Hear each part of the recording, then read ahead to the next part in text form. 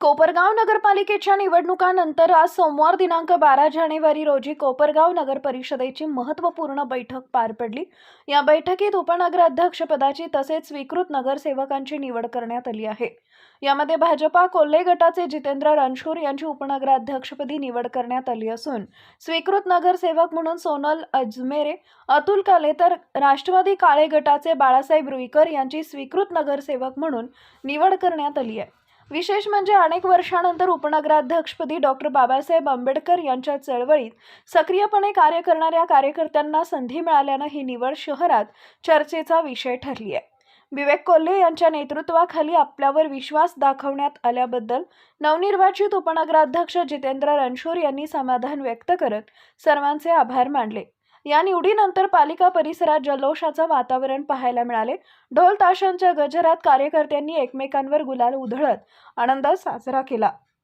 समर्थकांच्या घोषणा, फटाक्यांची आतषबाजी आणि जल्लोषामुळे परिसरात उत्साहाचं वातावरण निर्माण झाले होते। शहराच्या विकासाला नवी दिशा देण्याचा निर्धार व्यक्त करत नवनिर्वाचित पदाधिकाऱ्यांनी नागरिकांच्या प्रश्नांना प्राधान्य देऊन पारदर्शक कारभार करण्याचं आश्वासन दिलं आहे। कोपरगावच्या राजकारणात ही निवड आगामी काळात महत्त्वाचा निर्णय घडवून आणेल अशी अपेक्षा नागरिकांकडून व्यक्त होत आहे। सम्राट न्यूजसाठी संपादक अजय विगे, कोपरगाव। अण्णाभाऊ साठे, अखंड महाराष्ट्राचे चिरंतन स्फूर्तिस्थान राजा छत्रपती शिवाजी महाराज आणि आज त्यांची जयंती आहे। ते स्वराज्यांनी राजमाता जिजाऊ यांच्या विचारांना प्रतिमेला अभिवादन। नुकत्याच झालेल्या नगरपालिका निवडणुकीत आपण 30च्या 30 आणि नगरपालिकेचे नगराध्यक्ष पदाची संधान कोपरगावकरांनी निवडून दिले। त्याबद्दल सर्व उमेदवारांचे, नगरसेवकांचे मी भारतीय जनता पक्ष लोकसेवा आघाडी यांच्या वतीने अभिनंदन करतो। आणि आज उपनगराध्यक्ष पदाची निवडणूक होती। तालुक्याचे नेते, आमचे नेते, संजीवनी उद्योग समूहाचे अध्यक्ष माननीय बिपिन दादा, प्रथम महिला आमदार सौभाग्यवती स्नेहलताताई कोल्हे, तालुक्याचे युवक नेते माननीय विवेक भैया कोल्हे यांनी मला कोपरगाव नगरपालिकेची उपनगराध्यक्ष पदाची निवडणूक संधी दिली, उमेदवारी दिली। त्याबद्दल मी त्यांचे आभार मानतो। आज या ठिकाणी राष्ट्रवादी आणि भारतीय जनता पक्ष जर स्पष्ट दिसत होतं बहुमत आमचं आहे, आमचे 18 आहे, आमचे एक सदस्य काही कामानिमित्त बाहेर होता, तरी आम्ही विजयी होणार होतो। आमचे गटनेते प्रसाद आढावेंनी त्यांच्या गटनेत्यांना विनंती केली होती, ही निवडणूक तसं पाहिलं तर बिनविरोध झाली पाहिजे होती। आजपर्यंतच्या कोपरगाव नगरपालिकेच्या इतिहासात आम्ही काम करताना सार्वजनिक कार्यकर्ता म्हणून 89-90 पासून ज्या शहरात सुरुवात केली तर मला चांगलं आठवतं का बऱ्याचशा निवडणुका या बहुमत नसताना या बिनविरोध झालेल्या आहे। आणि इथं बहुमत नसताना आमच्या गटनेत्याने विनंती केल्यानंतर सुद्धा विरोधकांनी ती निवडणूक बिनविरोध नाही केली, याची मला खंत वाटते। कारण मी आंबेडकर चळवळीत काम करणारा कार्यकर्ता आहे। या उपनगराध्यक्षपदी या ठिकाणी कोपरगाव नगरपालिकेच्या उपनगराध्यक्षपदी 40 वर्षानंतर आंबेडकर चळवळीतला कार्यकर्ता, हे बौद्ध समाजातला, मागासवर्गीय समाजातला कार्यकर्ता या ठिकाणी उपनगराध्यक्ष होणार आहे। कालकथित बाळाभाऊ धोंडीबा शिंदे नंतर पहिल्यांदी माझी वर्णी लागणार आहे। या ठिकाणी विरोधकांनी त्या गोष्टीचा विचार करावा, एक संकेत गेला असता का आम्ही सर्व जाती धर्माला बरोबर घेऊन काम करतो। आणि जर अशा पदावर काम करण्याची संधी जर मागासवर्गीय दलित समाजातल्या कार्यकर्त्याला मिळत असेल तर त्या ठिकाणी बिनविरोध झालीच पाहिजे, माझी प्रामाणिक इच्छा होती।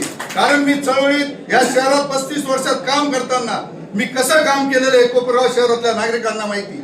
अतिशय प्रामाणिक काम, मी माझी स्तुती नाही सांगत तर सगळं गाव सांगेल का माझ्यावर एकही डाग नाही। आणि माझी विनंती होती, मी त्यांनाही विनंती केली की बिनविरोध होऊन द्या।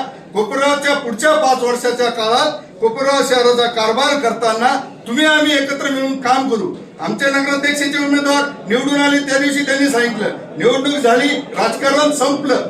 पण हा चुकीचा संदेश या निमित्ताने तालुक्यात गेलेला आहे का दलित समाजाचा कार्यकर्ता असताना सुद्धा तुम्ही निवडणूक केली का तुमच्या भावना काय होता ते आमच्या लक्षात येत नाही। आमच्या विनंतीला तुम्ही मान दिला नाही। मी एक कार्यकर्ता म्हणून, आंबेडकर चळवळीतला कार्यकर्ता म्हणून या आयुष्यभर मनात खंत राहील काही बिनविरोध झाली पाहिजे होती। माझी अपेक्षा होती, माझी ही अपेक्षा होती का ही निवडणूक बिनविरोध झाली पाहिजे होती, त्याचा संदेश चांगला गेला असता।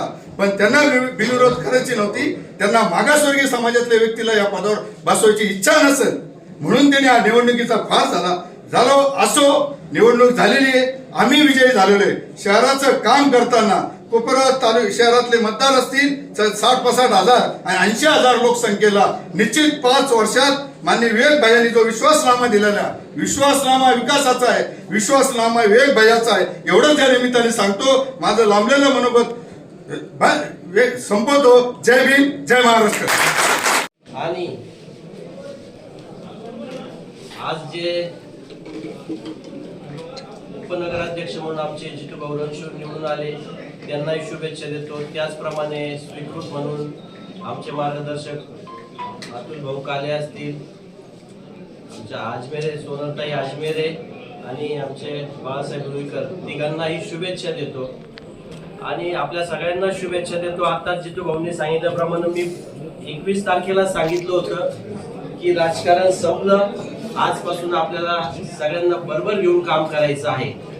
आणि त्या पद्धतीने मी कामकाजही चालू केलं होतं. सगळ्याच प्रभागात स्वच्छता असेल, पाणी असेल, सगळे कामं आपण चालू केलेली आहे आणि भविष्यातही आपल्याला करायचं आहे. परंतु जी जितू भाऊंनी खंत मांडली ती खंत मलाही आहे का स्पष्ट बहुमत दिसत असतानाही आज जर मनाचा मोठेपणा दाखवला असता विरोधकांनी तर फार आनंद झाला असता.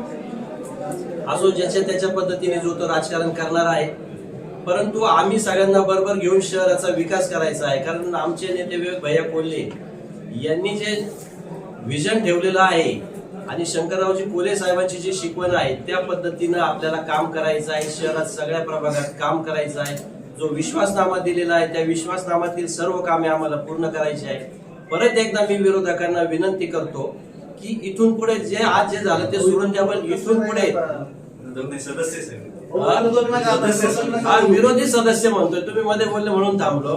विरोधी सदस्यांना सुद्धा मी विनंती करतो का इथून पुढे सुद्धा आपण जर खेळीमेळीच्या वातावरणात या सभागृहात जर राहिले तर शहराच्या दृष्टीने आणि आपल्यालाही काम करण्याच्या दृष्टीने चांगले होईल. आणि मला वाटतंय का इथून पुढे आपण सहकार्य करा अशी मी अपेक्षा व्यक्त करतो. आणि परत आज सगळ्यांना शुभेच्छा देतो. तशाच संक्रांतीच्याही सगळ्यांना शुभेच्छा. जय हिंद, जय महाराष्ट्र.